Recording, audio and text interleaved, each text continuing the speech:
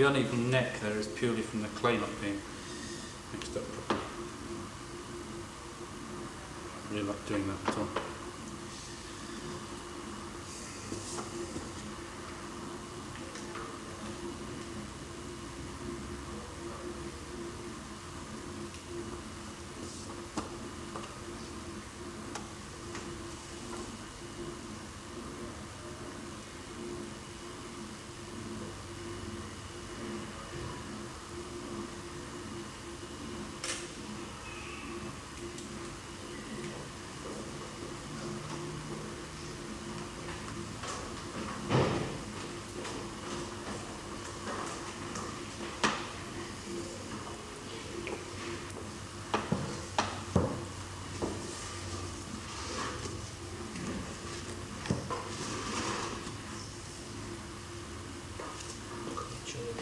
Brilliant. Are they all right now? Well, yeah.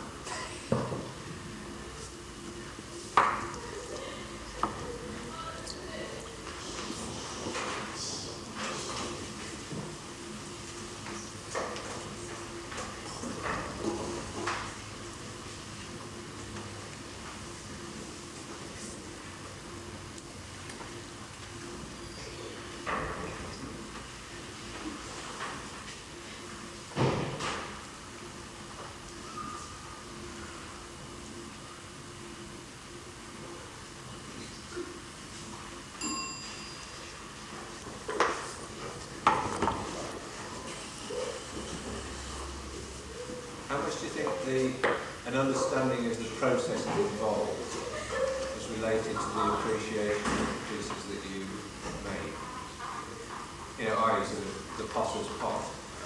You know, because a lot of the things that are happening is the sort of evolutionary thing that's going on from one piece to the next. Is it possible, or what portion of people who come and look at your pots are able to tune in to that sort of is it a... I talked at length about this, I can't remember what it was now. It was while I was away at the weekend. I feel it important. I mean, I think nothing gives me more pleasure than selling to Joe Public, Mr. and Mrs. Smith. Yeah, but in order for Mr. and Mrs. Smith to understand that, for instance, that pot there costs 50 quid, yeah, for example, they've got to have some background of the process, some explanation. So we did the annual onion market in the village, in the high street, in Switzerland, about 3 weeks ago. And I thought, well, I'm bloody if I'm just going to go and sit there behind a load of pots saying nothing, because there's nothing to relate it to them. So this is what these 3 sets of photographs with a black background, that's what I did those for. And I got some old oak window frames with glass in and mounted them behind me. That's why it's in German, sorry about that.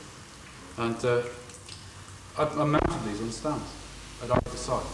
And it was autumn and there were a lot of leaves blowing about, so I put the leaves on the stall and sort of twigs and stuff. And people came up, and I should think 60% of the people actually took the time to stop and look at the photographs and read it, bought something.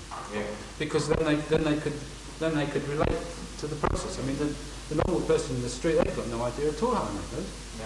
They see it purely as that itself. There's none of the background work that goes behind it. You know, the fact that it took 4 months to build the kiln, and you've got to get clay, and you've got to mix it with your feet, and so on.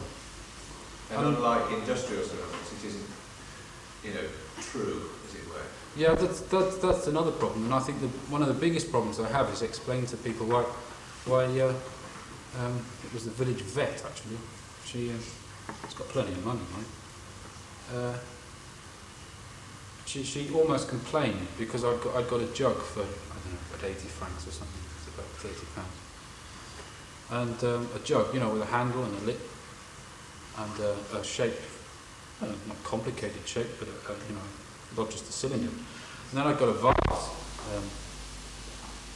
bowed vase like that, tall vase, which in essence is a very simple thing to make. But the quality of the vase was much, much better in my eyes, and it was 165 francs. And she couldn't understand it. And she got almost angry. She's saying, "You're white." And I know why it was. She wanted the vase, you know, it was too expensive. And she was saying, "Well, you know, why is that jug half the price of the vase? You know, you've got to put a handle on it, you've got a spout on it." And the other problem, of course, is language, to actually sort of get across my real feeling about it in another language. And she went away and she still didn't really understand. And it kind of makes me sad, you know, that I can't, because of the language point of view, I can't get across what I really feel then. Maybe it's not just the language, it's the mentality. Yeah, well, certainly in Switzerland. Strange mentality.